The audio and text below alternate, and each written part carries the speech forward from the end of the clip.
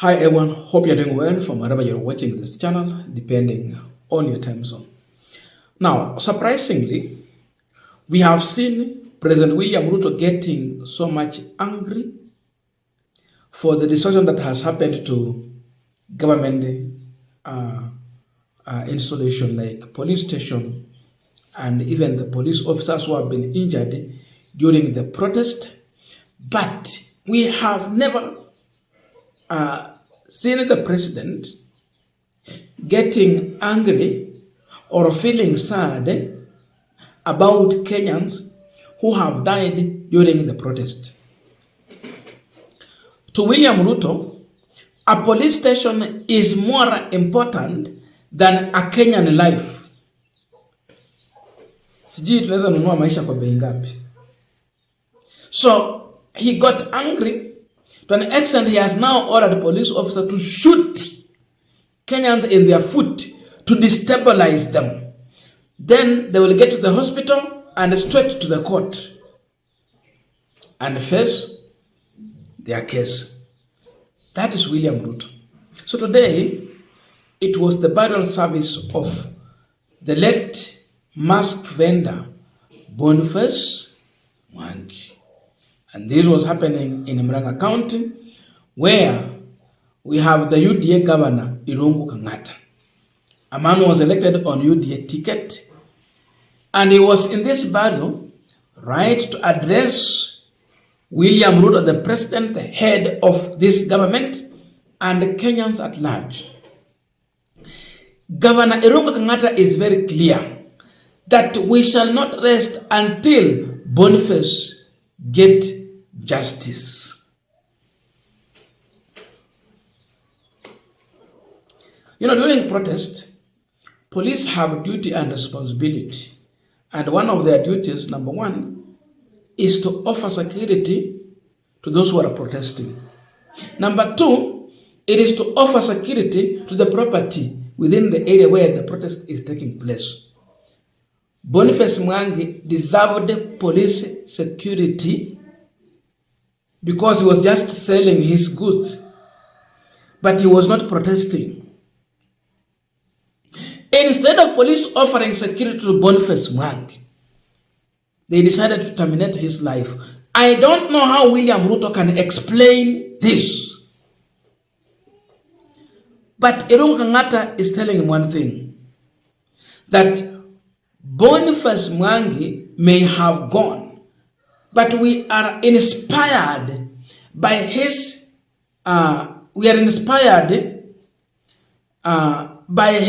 death to continue fighting for better Kenya. That is his message. And he feels that this government imekosea wa Kenya, imekosea watu wa Mlima Kenya, na haswa imekosea watu wa Murang'A. Vibaya sana. Sisi kama wa Kenya wote, kuanzia Turkana mpaka Mombasa hadi Garissa, sisi watu ambao wametoka hii eneo la Mlima Kenya, sisi watu wa Murang'A, tumekasirika sana kuuliwa kwa Bonface. Tumekasirika. Sisi kama watu ambao wametoka hii eneo, tuna demand justice for Bonface Kariki.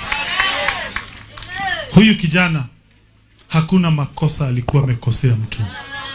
Alikuwa anafanya kazi ya kung'ang'ana Nairobi. Tuliona video yake na hakuwa amebeba silaha. Tunaona ya kwamba serikali inakosea vijana hawa naitwa Gen Z. Na reason ni kwamba huyu kijana, yeye ni mojawapo wa wale ambao serikali ilikuwa suppose inalinda. Hawa vijana kama hawa, they do not deserve to die. They deserve to be protected by the government of Kenya.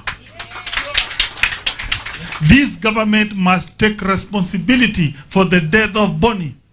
We demand justice, and we tell the government that we shall not rest until Bonnie gets justice.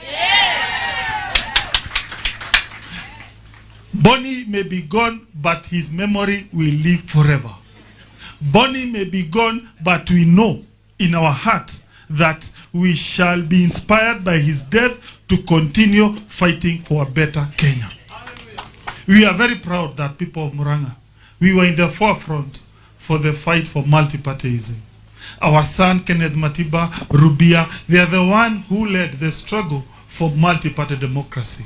We are now happy that the young generation from Murang'A County continues with us fight. We are very proud of you.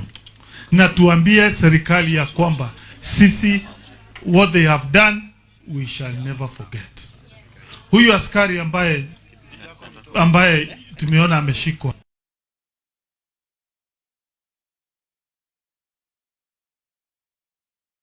a renowned lawyer. Njiro, my friend, you are a renowned lawyer.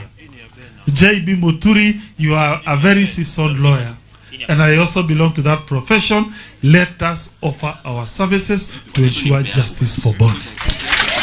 For the young people. We no longer have what is called upward social mobility. When a young person finishes high school, to climb the social ladder, hata wengine wanakosa ajira mpaka mtu anashindwa atapata bibi aje. Juu hana nyumba, hana njia ya kupanda juu. And therefore, sisi kama viongozi, we have a moral duty to think how jobs can be created for the young people. And that is what is fueling the Gen Z fight. And I believe we have to think as leaders ways of creating employment for these young people.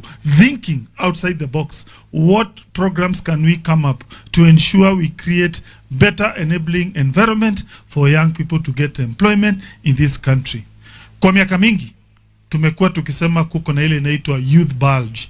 Yani vijana wataenda wakiwa wengi kwa wengi. But we were not prepared as a country kuja na mikakati at least of how to push these young people into formal employment to reduce the current tension which is there. And therefore, I will say we shall stand with the young people, and we leaders, we have a moral duty to come up with measures that give you employment. Let me now call various leaders. Now, I want us to continue with the panel discussion, but before we go deeper into that, I have a quick and humble request. For those who are watching this channel and you have not yet subscribed, please consider subscribing. To our returning subscribers, I must say thank you so much. And again, to all our viewers, please give this video a thumbs up.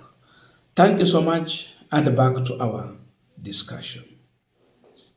Now, if this is a UDA governor talking like this, just imagine the biggest loss that Ruto has now made for himself. The truth is that Ruto is digging his own grave and burying himself in that grave. He is actually heading to a political oblivion. His case will be a gone case that will just remain in the history. But in terms of getting Kenyans backing to serve for the second term, it will not be possible. I am looking at Governor Irungu Kang'ata. Will such a governor vie on UDA ticket in the next general election? Is there anything he can use to defend himself hanging on UDA jacket? Akwame kwa koti ya UDA aseme ya kwamba there is one tool UDA has done.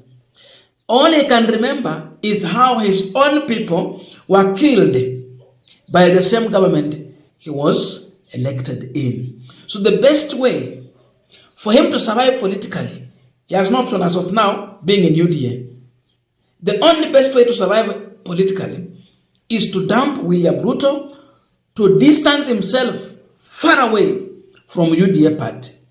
Saizi tunaona watu wanaeka ile picha ya UDA ikiwa ndani ya ile wheelchair. Yani serikali imetangaza vita ya kupiga Wakenya marisasi, to destabilize them, to make them crippled. Haukuzaliwa hivyo, lakini wamekufanya ukue mlemavu. That is the government we are having. I don't know how this government will be collecting taxes from who. How will people work really? kama disability ndio itakuwa ndio majority hapa. So instead of the president thinking through before he makes such a decision, a statement that he made, shoot them in the foot, he should have thought of the good Kenyans who are trying to, help the economy to run. Because when I am doing business, I am helping this economy to run because number one, I have employed myself. Number two, I will pay taxes. La tatu la mwisho kabisa, I will be a good example of a good Kenyan who cannot be, huwezi kuwa wewe ni mwizi. So the issue of insecurity unapunguza. Now, look at that. Then the statement from Murang'A. Murang'A is saying that the government has really committed a mistake. Imefanya makosa na imewakosea.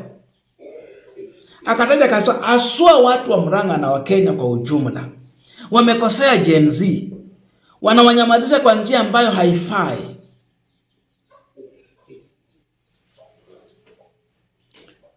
I was waiting to see the president responding to the issue of Kenyans who have died in the hands of police officers through Captain Murkomen's order of shoot to kill. Today he's saying shoot to destabilize these Kenyans, break their legs. There is one message that I'm inspired with from Governor Murang'A, that Bonnie may have gone, but we are inspired by his death to continue fighting for a better Kenya. In a simple time, he's saying that they are not going to relent. The fight will continue, and the fight is against this regime. That is the message from William Ruto'S governor elected on UDA ticket, Irungu Kangata. Now, I don't know your views, but please let us meet in the comment section to continue with this discussion. Thank you so much, and see you in our next video.